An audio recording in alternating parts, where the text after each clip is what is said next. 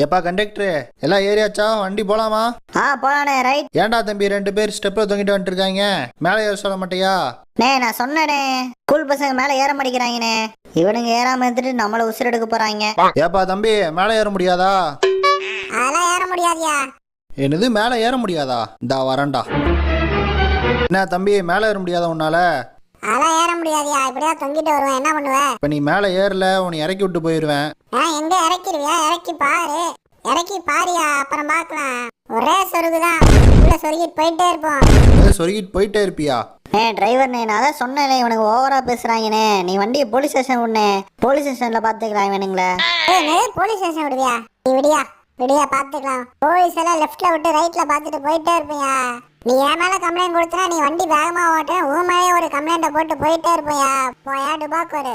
Guys, இந்த video உங்களுக்கு பிடிச்சிருந்துச்சுன்னா அப்படியே ஒரு லைக்கை போட்டு மறக்காமல் நம்ம சேனலை சப்ஸ்கிரைப் பண்ணிடுங்க.